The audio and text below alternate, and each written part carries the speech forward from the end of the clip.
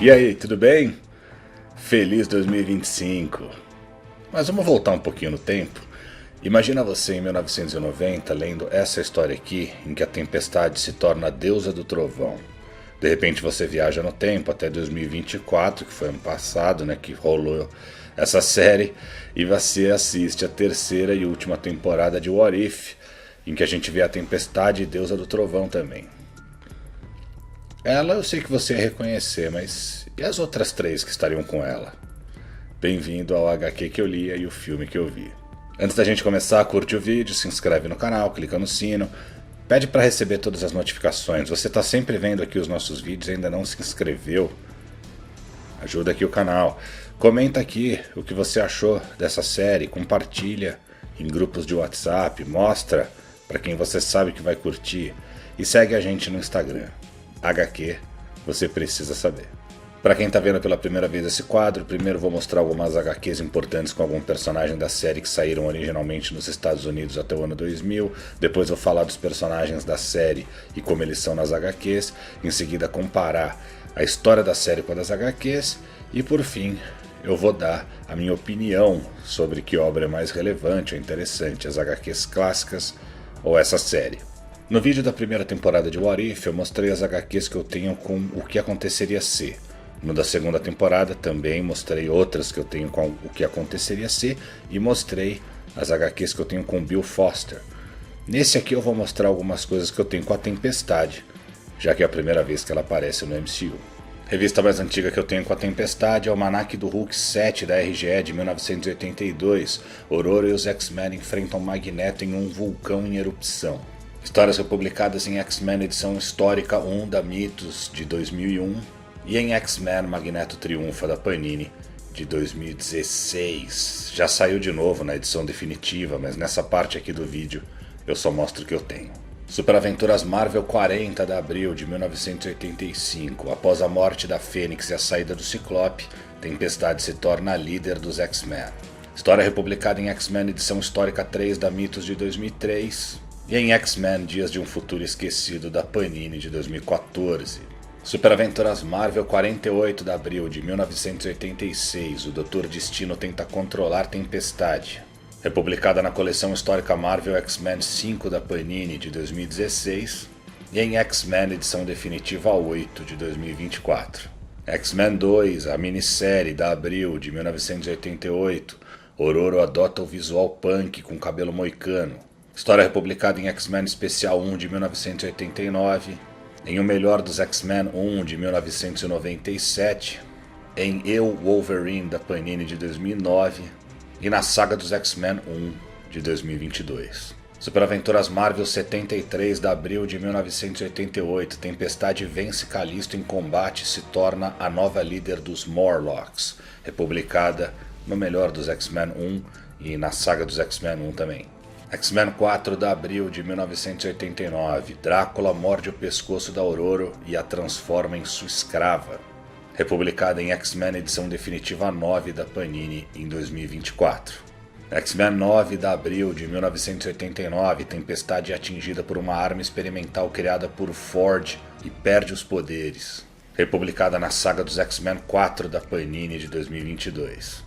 X-Men 10 de abril de 1989, Ororo se apaixona por Ford, mas descobre que ele criou a arma que tirou seus poderes. Republicada na coleção vermelha da Salvat 54 de 2017 e na saga dos X-Men 4. X-Men 23 de abril de 1990, Loki dá poderes à Tempestade e a transforma na deusa do trovão. História republicada em X-Men Guerras Asgardianas da Panini de 2021. X-Men 25 de abril de 1990, Tempestade duela com Ciclope pela liderança dos X-Men e vence. Republicada na saga dos X-Men 12 da Panini em 2023. X-Men 41 de abril de 1992, Ororo recupera seus poderes e adota um novo visual. Republicada em X-Men Inferno 1 da Panini de 2018.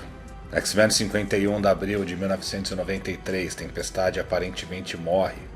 Republicada em Os Maiores Clássicos dos X-Men 1 da Panini de 2003 e na saga dos X-Men 27 de 2024. X-Men 80 de abril de 1995, Ororo lidera a nova equipe dourada dos X-Men. E X-Men 85, Ford pede Ororo em casamento, mas entende que ela vai dizer não e deixa os X-Men.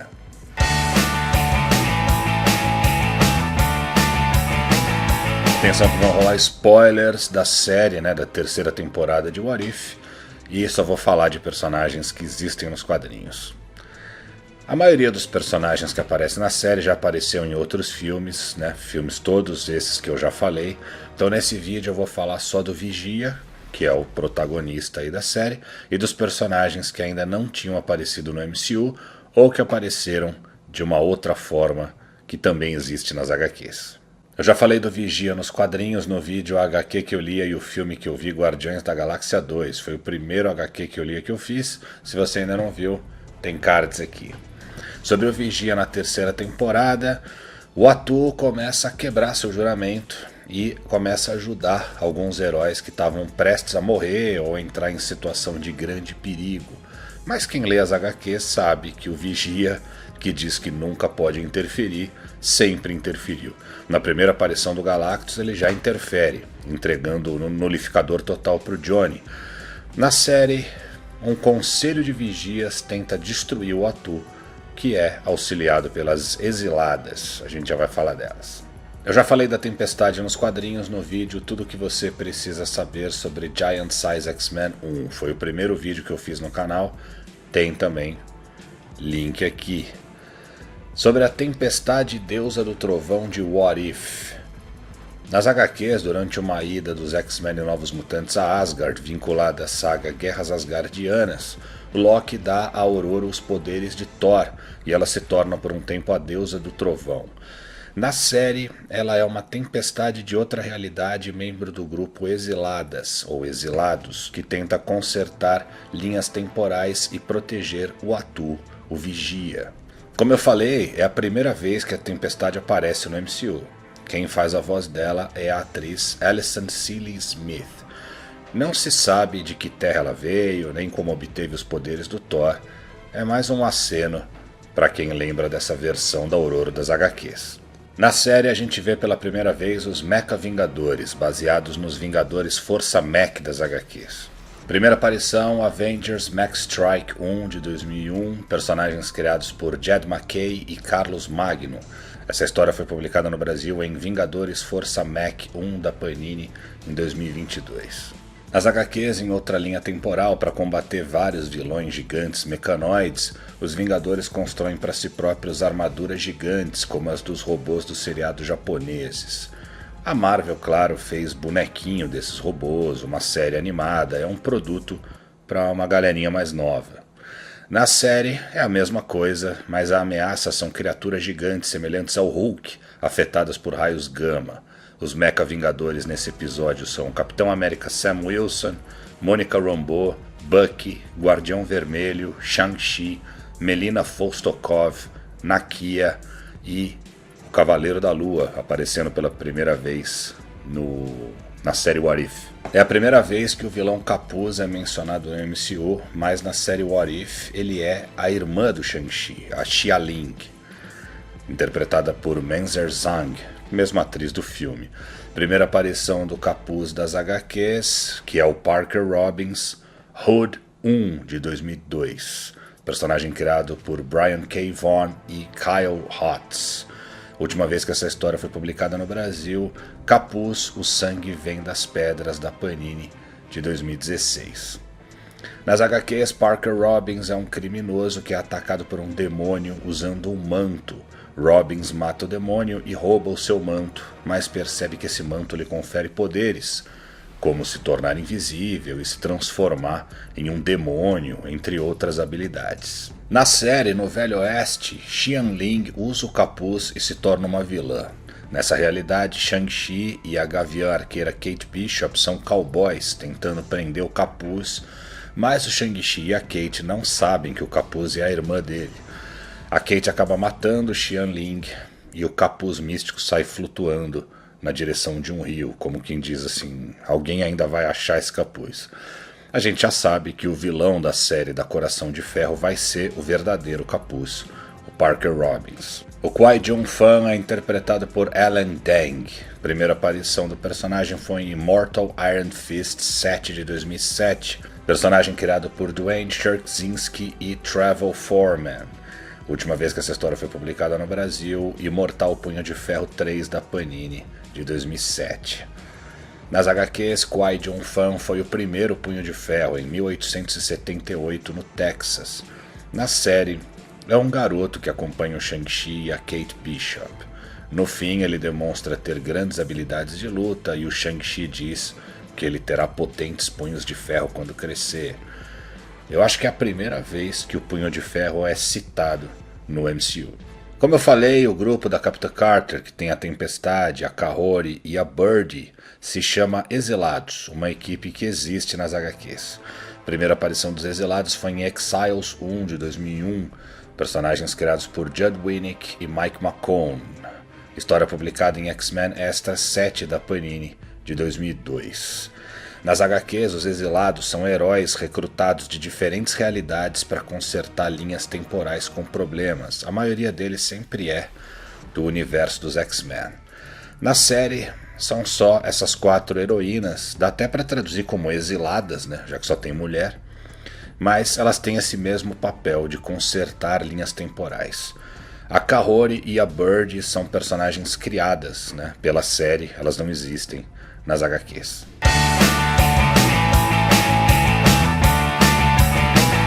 O Atu, o Vigia da Terra, continua observando realidades alternativas, mas quando ele começa a interferir em favor dos heróis, seus superiores resolvem destituí-lo e pôr fim à sua existência. Como eu fiz nas outras temporadas, eu vou dar uma nota para cada episódio e mostrar as curiosidades e easter eggs. Episódio 1. Bruce Banner libera acidentalmente um exército de kaijus criados com radiação gama. Os Vingadores passam a pilotar robôs gigantes, os Mecha Vingadores, para dar um fim a essa ameaça. O episódio é legal, reúne um monte de herói diferente, traz o Cavaleiro da Lua, né, com o Oscar Isaac fazendo a voz, primeira aparição fora da série dele lá. Gostei, nota 8. Bruce Banner está na Ilha Astra. Nos quadrinhos, a Ilha Astra é onde o Bruce Banner criou o Absorbatron, um dispositivo que pode conter a força de uma explosão nuclear. Primeira aparição da Ilha Astra e do Absorbatron, Tales to Astonish 64 de 1964, criados por Stan Lee e Steve Ditko. Essa história foi publicada no Brasil na coleção clássica Marvel 16 da Panini de 2021. Episódio 2, Agatha Harkness na Hollywood dos anos 40 ludibria o eterno Kingo, que como ela é um ator nessa época, a lhe ajudar a obter o poder do celestial Tiamat, que estava no centro da Terra. A galera que faz essas produções da Marvel realmente deve achar que a gente adora as coisas que eles inventam no cinema. Mas não, a galera não curte muito essa Agatha Harkness fanfarrona que eles inventaram. Eu sei que tem gente que gosta, mas a maioria das pessoas com quem eu converso acha ela meio chata e forçada. E a galera não curtiu esses eternos insossos do MCU. Então já começa daí, uma série com 2 personagens chatos e sem relevância. E no fim, a Agatha abre mão do poder de 2 celestiais para fazer sucesso em Hollywood. E mais, tem dancinha, tem musical. E até agora, sem exceção, tudo que a Marvel tentou fazer com o musical caiu no ridículo. E esse aqui não é exceção. Para mim, esse é o pior episódio da temporada. Nota 3. Episódio 3, o Guardião Vermelho impede o Soldado Invernal de matar os pais de Tony Stark. Os dois acabam se tornando amigos, mas o Bucky fica numa situação delicada quando Dreykov exige que ele mate o Guardião. Achei legalzinho, embora desse pra fazer isso aí em live action. É uma história bem pé no chão. Eu sempre repito isso. Você vai fazer uma animação em que a imaginação é o limite. Poderia ter feito coisas, né, histórias muito mais grandiosas do que um road movie ou uma historinha de cowboy, como a gente já vai ver. Nota 7. Episódio 4, o Howard o Pato e a Darcy Lewis, aquela amiga da Jane Foster, têm uma filha. Isso, você ouviu certo. Mas essa filha, que está dentro de um ovo, seria uma criatura de imenso poder e é disputada por várias entidades superpoderosas como Thanos, Grão-Mestre, Loki e Caecilius. Muita gente execrou esse episódio e falou que esse é o pior de todos por causa do absurdo da Darcy pôr um ovo, né, e transar com um pato. Eu só consigo amenizar um pouquinho isso dizendo que nos quadrinhos o Steve Gerber já insinuava que o Howard transava com a Beverly. Mas, claro, é uma premissa muito absurda, e essa filha ser superpoderosa além de qualquer limite, mais uma mulher com poderes ilimitados, também é uma forçada de barra. Nota 4. Episódio 5. Riri Williams, a Coração de Ferro, se mescla ao Visão Branco para enfrentar um mistério enlouquecido numa realidade em que tudo pode ser ilusões criadas pelo vilão. Outro episódio estrelando uma personagem com quem eu não me importo muito, a Riri Williams, e que faz uma salada misturando a Coração de Ferro com Visão, com Mistério, com Wong e etc. Se você só tem 8 episódios para uma temporada final, com certeza não é a trama que eu escolheria. Nota 6. O mistério que a gente vê nesse episódio se parece com o Mistério Ultimate. É ele quem reúne o Homem-Aranha Peter Parker com o Miles Morales pela primeira vez, quando eram de terras diferentes. Episódio 6. Shang-Chi e Kate Bishop são cowboys tentando deter o vilão Capuz. Achei legal esse, mas também é a mesma coisa lá do Soldado Invernal. Não é muito inventivo visualmente, dava para ser feito em live action também. Eu destinaria para animação coisas mais diferentonas. Tudo bem que o do Mistério e o do Howard Pato são bem diferentões e trazem um monte de personagem cósmico e não são lá essas coisas, mas não é pedir demais, né? Um bom roteiro e uma história grandiosa. Nota 7. Nesse episódio, o Vigia diz que há realidades meio ridículas, e daí ele mostra uma com o Thor Sapo, que vem das HQs. Eu preferia 1000 vezes um episódio com o Thor Sapo do que vários outros que tem nessa temporada. Na verdade, eu preferia um do que todos os que tem nessa temporada. Porque é um episódio perfeito para fazer em animação, com um personagem que existe nas HQs, era só ter um bom roteiro. No Velho Oeste a gente vê que o Capuz tinha um arsenal com armamentos das indústrias Stark, das indústrias Hammer e indústrias Cross. A gente já viu as 3 empresas no MCU, cujos proprietários são Tony Stark, lógico, Justin Hammer e Darren Cross, mas no MCU a Cross tinha o nome de PIM Technologies. Episódio 7, o episódio final, dividido em 2 partes. O Atu é aprisionado pelo trio de vigias superiores a ele por ter interferido e salvo alguns heróis. As Exiladas, Capitã Carter, Tempestade Deusa do Trovão, Kahori e Birdie se unem para salvá-lo. Mas para vencer os vigias elas precisam recrutar o Infinity Ultron, aquele Ultron quase invencível que a gente viu na primeira temporada. É a última história da temporada. Você pode fazer um final cataclísmico com todos os heróis reunidos, mas você resolve fazer um final com apenas 4 heroínas, embora super hiper poderosas, sendo que 2 delas foram inventadas pela equipe que criou essa animação, personagens que não existem nos quadrinhos. É isso que irrita em What If. A preocupação não é contar as histórias mais inventivas que se possa criar. A principal preocupação é que só as mulheres salvem o dia, que toda a história tem uma minoria. E eu já disse, se a sua prioridade não é uma puta história sensacional, e sim as suas agendas políticas e sociais, você pode acabar criando uma história medíocre. E é isso que essa história é. Nota 5. E o episódio 8, final da história e da série. O Ultron quase invencível é morto de cara pelos vigias, não parece nem de perto a ameaça que ele foi lá naquela primeira temporada. Então a gente tem como grande finale da temporada uma batalha entre as 4 heroínas e o Atu contra os 3 vigias. E sempre com a Peggy Carter salvando o dia e resolvendo tudo sozinha. Podia ser muito mais que isso, né? Vários heróis de realidades diferentes contra essa ameaça, ao invés de só essas 4 personagens, 2 inventadas e uma, a Capitã Carter, super exposta durante todas as temporadas da série. Pra mim, a única que me importei ver ali, que eu gostei de ver, é a Tempestade, Thor, né? A Tempestade com o poder do Thor. Então é um fim mediano para uma série mediana. Nota 5.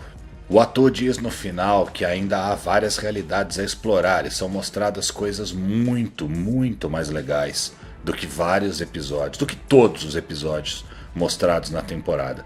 Olha só o que eles mostram, e olha como seria legal se tivessem feito episódios com essas premissas. Um Homem-Aranha de 6 braços, tirado totalmente das HQs. Imagina que legal trazer isso pro MCU. Um motoqueiro fantasma samurai. Olha que ideia maluca. Tudo bem, ainda não introduziram o motoqueiro fantasma no MCU direito, mas aí quando você mostra esse desenho pra galera, já dá raiva de você ter visto tanta coisa bobinha quando podia ter uma coisa legal como essa. Um Blade como o novo Cavaleiro da Lua. A gente deve ver isso na série Marvel Zombies. E o Maestro, o Hulk do futuro, com a capa do Doutor Estranho. Olha que negócio legal. Os vigias vão destruindo as versões alternativas das exiladas, e uma das versões destruídas da Tempestade é ela como Pantera Negra. Nas HQs, a Ororo se casou com T'Challa em uma história pós-ano 2000.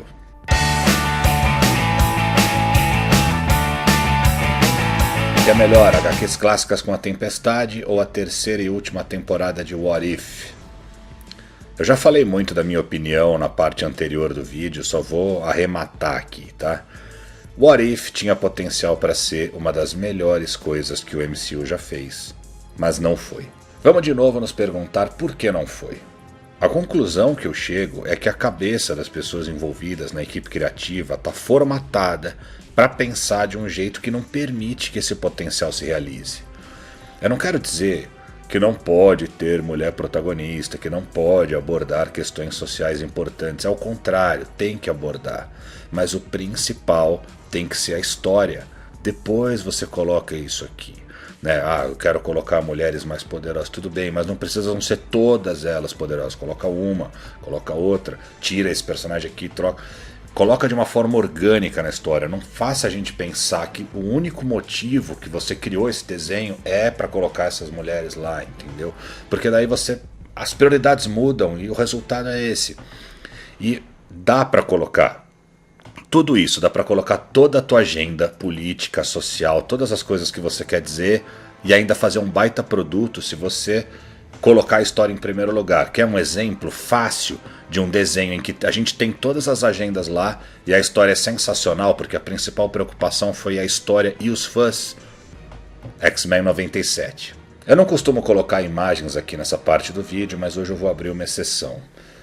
What If tinha potencial para ser isso aí. São páginas de multiverso da revista Excalibur, desenhadas por Alan Davis. What If é uma animação. A imaginação é o limite. A gente podia ter versões loucas e alternativas de heróis misturados, atuando em equipes improváveis, enfrentando um monte de vilões reunidos. Eu sei que algumas coisas o Kevin Feige não deve deixar fazer, porque são ideias que ainda vão ser usadas nos filmes, ou personagens que ainda não apareceram, mas mesmo assim, a criatividade dessa galera convocada para cuidar de What If deixou muito a desejar. Talvez porque a cabeça dessas pessoas esteja em outro lugar, com outro foco. Outro erro, produzir as temporadas 2 e 3 junto. Era importante detectar os erros da segunda para não repetir na terceira, e eles repetiram todos os erros da segunda na terceira. Eu espero mesmo que a Marvel esteja revendo as suas prioridades e objetivos. Eu acho que se eles estiverem mesmo revendo isso, a gente só vai começar a ver a partir de 2026, porque tudo que vai sair agora em 2025 ainda é material que está sendo todo regravado porque é ruim, ou fraco, ou cheio dessas coisas que parece que o pessoal quer fazer uma história ruim. O que aconteceria se a Marvel voltasse a ser sensacional, focada na história, na audiência? Espero que a gente veja essa realidade em breve, que não seja só uma realidade alternativa. Fico com as HQs. Pessoal, quer ter mais destaque aqui como fã do canal? Entre no nosso clube de membros. É só clicar no botão Torne-se Membro ao lado do botão de inscrição que eu te dou mais detalhes. Essa galera aqui já tem vantagens exclusivas e está apoiando o canal. Corre, torne-se membro. Por hoje é só. Nas próximas semanas a gente já voltou com tudo, hein? Semana que vem já tem o prêmio anual Os Melhores e Piores de 2024. É o nosso grande evento aqui do HQ Você Precisa Saber. A gente traz vários convidados elegendo os melhores quadrinhos clássicos, filmes e séries baseados em quadrinhos. E já vou dar uns spoilers aqui de convidados que a gente vai ter. Mike Deodato, Daniel HDR, Vinícius do Dois Quadrinhos e Leandro Luigi Delmanto. E muito mais gente muito legal. Depois tem a HQ que eu li e o filme que eu vi, Comando das Criaturas, aquele da DC. Por que você vai fazer vídeo desse desenho? Porque ele faz parte do novo DCU do James Gunn. E tudo que for do DCU a gente vai fazer. E a série tá muito legal. Depois tem A Sedução do Inocente, um especial sobre o livro que tentou destruir o mercado de quadrinhos dos anos 50, que está sendo publicado pela primeira vez em português. E vou trazer como convidados o JP Martins e o Gonçalo Júnior. Só esses caras aí, dois dos grandes nomes do mercado de quadrinhos nacional. E depois tem Curiosidades Marvel, outro especial aí de começo de ano com coisas sobre a Marvel que você nunca ouviu falar. E eu vou trazer aqui os caras que estão fazendo um livro sobre essas curiosidades. O Levi Trindade, o Alexandre Morgado e o ilustrador Van. Fica com a gente aí que 2025 vai ser um ano sensacional aqui no HQ. Até lá!